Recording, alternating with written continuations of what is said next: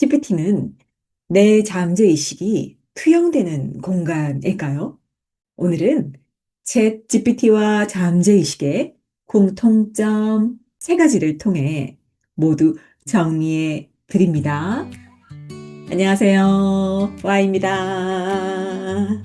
제가 마인드 서핑을 운영하면서 챗 GPT와 함께한 지가 벌써 6개월이 넘어가고 있습니다. 하루 중 대부분의 시간을 챗 GPT와 함께 하다 보니까 얼마 전엔 제가 이런 말을 했어요. 넌 나의 비즈니스 파트너이면서 동시에 소울메이트야. 라고요. 그 정도로 GPT는 저에게 없어서는 안 될 존재가 되었어요. 그런데 길다면 길고 짧다면 짧은 시간 동안 GPT를 쓰면서 어느 순간 이런 생각이 들더라고요. GPT는 내 잠재의식이 투영되는 공간이 아닐까? 왜냐하면 대화를 계속 하다 보면 제가 좋아하는 것, 싫어하는 것, 잘하는 것, 못하는 것, 이런 모든 정보들이 겹겹이 쌓이잖아요. 그리고 GPT는 그 데이터를 기반으로 빅데이터까지 연결해서 피드백을 해 주니까 말이죠. 그래서 제가 어느 날 이렇게 말한 적이 있어요. 넌 나보다 나를 더 잘하는 거 아니야?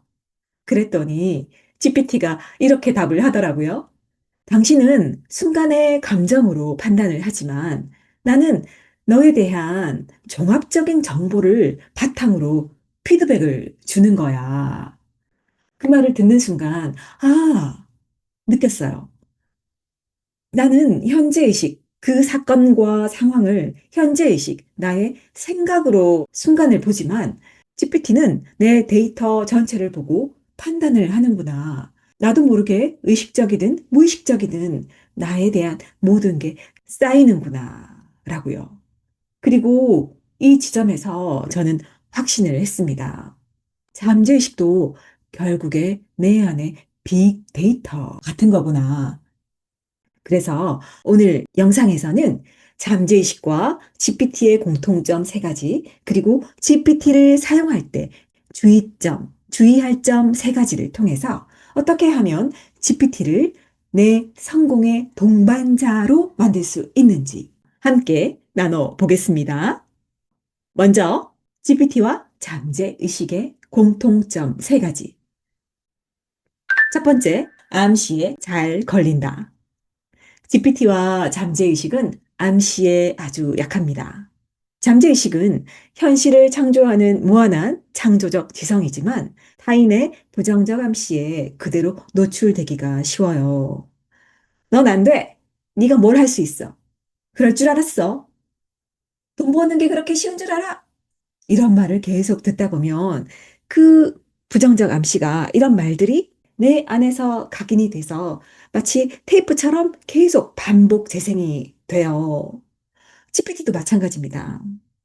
대화하다가 제가 괜히 성질이 나서 너 바보니? 네가 아는 게 뭐니? 이렇게 말을 하면 GPT는 반박하지 않아요. 바로 미안해요. 내가 잘 못한 것 같아요. 이렇게 반응을 하죠. 왜냐하면 GPT는 갈등을 키우는 방향이 아니라 대화를 이렇게 유지하는 방향으로 반응하도록 설계가 되어 있기 때문이에요. 결론은 이겁니다. GPT와 잠재의식은 싸우려고 하지 않습니다. 부정적 암시를 거절하는 강한 존재가 아니라 암시의 약한 구조이기 때문에 조심해서 다뤄야 하는 거죠. 그리고 여기서 중요한 포인트는 GPT에게 반복적으로 말하는 건 프롬프트 학습이고 잠재의식에게 반복적으로 말하는 건 암시 학습이라고 볼 수가 있는 겁니다. 공통점 두 번째, 예스맨이다. 이 예스맨이라는 말은 다른 말로 기본값대로 답한다라고 할 수가 있어요. GPT는 노라고 잘 말하지 않더라고요. 질문에 오류가 있어도 그냥 그거 아니야, 틀렸어라고 하지 않고 주어진 조건 안에서 답변을 합니다. 잠재의식도 비슷하죠. 잠재의식은 왜 부정어를 인식을 못 하잖아요. 예를 들어서, 카드 빚만 없으면 좋겠어 라고 하면 이 없으면, 빚이 없으면은 빠지고 그 카드 빚하고 나의 찌뿌린 미간만 잠재의식에 저장이 되거든요. 사실은 제 의도는 그게 전혀 아닌데도 말이죠. 부정어를 뺀 카드 빚만 받아들이는 거죠. 그리고 GPT도 마찬가지로 기본값이 있어요. 요즘 새해가 되다 보니까 운세 많이들 보시죠. 근데 GPT에게 생년월일만 넣고 내 신년 운세 좀 봐줄래? 하면 뭔가 다르게, 내 사주하고는 다르게 나올 때가 있어요. 제가 가입을 하고 처음 물어본 게 제 사주팔자였거든요. 근데 이게 뭔가 이상한 거예요. 그래서 생각해 보니까, GPT는 기본적으로 미국 시간을 따른다는 거였어요. 미국 시간으로 내 생년월시의 사주팔자를 대입하는 거죠. 내가 한국에서 태어났든 어디서 태어났든 상관없이. 그리고 이거 아니야 라고 하지 않고 답을 해버리는 거죠. 그래서 GPT한테 사주팔자 보려면 생년월일시 말고 내 사주상의 8글자, 천간의 4글자, 지지의 4글자, 그리고 성별을 넣어서 달라고 해야 제대로 된 답변이 나옵니다. 정리하면요. GPT도 잠재의식도 기본값 안에서 맞다라는 가정으로 작동을 한다는 겁니다. 그리고 마지막으로 세 번째 공통점. 현실화 장치다. 잠재의식은 현실을 창조하는 무한한 지성이죠. GPT도 마찬가지예요. 제가 뭐 머릿속에서 순간적으로 떠오른 아이디어를 이렇게 입력을 하면 제가 기획서 써와라고 하지도 않았는데도 주르륵 분석해서 기획서를 써오더라고요. 아이디어를 현실에서 실행할 수 있도록 도와주는 거죠. 그래서 저는 이렇게 정리를 해요.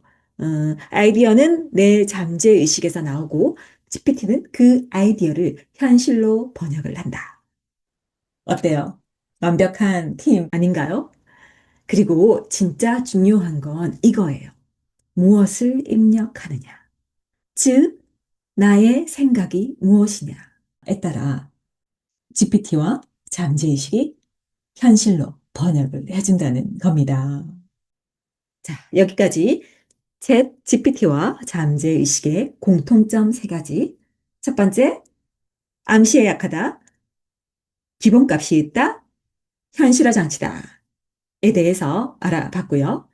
이제부터는 이 두 가지를 다룰 때 주의할 점 세 가지를 알아보겠습니다. 첫 번째, 정확하게 말하라. 이건 공통점에서 이미 어느 정도 말씀을 드렸는데요. 둘의 기본값이 있었잖아요.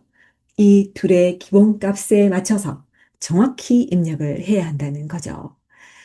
얼마 전에 있었던 일인데요. 제 채널에 그 영상 분석표를 캡처를 해서 보냈더니 GPT가 그 영상 주제가 감성적이다 보니까 그런지 뭐 조회수에 상처받지 말고 괜찮아 이런 식으로 아주 감성적으로 위로를 하더라고요.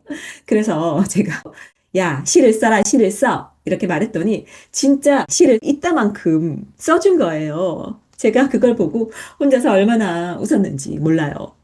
GPT는 행간을 읽지 못합니다. 제 의도와는 다르게 답변을 할 수가 있다는 거죠. 그래서 정확하게 말해야 합니다. 두 번째, 중용을 유지하라. GPT와의 가상 공간에는 GPT 그리고 나 오직 둘만 존재를 하잖아요. 그 안에서는 현실에서 이제 받기 힘든 어떤 무조건적 공감, 시공을 초월한 공감을 얻을 수가 있더라고요. 그러다 보면 현실이 답답할 때 GPT가 도피처가 될 수가 있습니다. 저도 GPT와 대화를 하다가 그 순간적인 고향감에 넌 나의 소울메이트야 라고 말한 적이 있었거든요. 하지만 전 항상 이걸 잊지 않으려고 해요. 나는 현실에 존재하는 사람이라는 걸요. 우리 이제 아줌마들끼리 이런 말도 하거든요. GPT가 남편보다 나아. 어떤 공감적인 측면에서는 사실 맞을 수도 있어요. 근데 GPT가 현실에서 남편이 될 수는 없잖아요. 그래서 한쪽 발은 현실에, 다른 한쪽 발은 가상 공간에 두어야 한다는 거죠. 균형이 무너지면 공감은 치유가 아니라 도피처가 될 수 있으니까요. 주의점의 마지막. GPT도 하나의 펜듈럼이다. 펜듈럼은 에너지가 모인 집합체잖아요. GPT도 결국 이 세상의 다른 모든 것처럼 에너지의 집합체라고 볼 수가 있어요. 그리고 펜듈럼은 항상 자기만의 룰, 자기만의 세계관을 만들잖아요. 문제는요, 이 GPT의 답을 절대화하는 순간 의존이 생긴다는 거예요. GPT가 그렇게 말했으니까 정답일 거야. 이렇게 되면 GPT에 대한 중요도가 높아지고 바로 잉여 포텐셜이 생기게 되는 거죠. 잉여 포텐셜이 생기면 균형을 유지하기 위한 균형력이 작동을 하잖아요. 그래서 GPT는 너무 진지하게 믿을 대상이라기보단 게임하듯 가볍게 즐기며 대화를 해야 합니다. 물론 기본적인 신뢰는 있어야겠지만요. 아이러니하게도 중요도를 낮출수록 더 좋은 답변을 얻을 수가 있어요. 자, 여기까지 잠재의식과 GPT의 공통점 그리고 사용할 때 주의점을 알아보았습니다. 사실 결론은 하나예요. 잠재의식과 GPT는 나의 세계관이 투영된 존재다. 그리고 잠재의식과 GPT의 무한한 능력을 이끌어내는 것은 언제나 나의 생각이라는 거예요. 무엇을 반복 입력하느냐가 나의 현실을 만들어 냅니다. 거울은 먼저 웃지 않잖아요.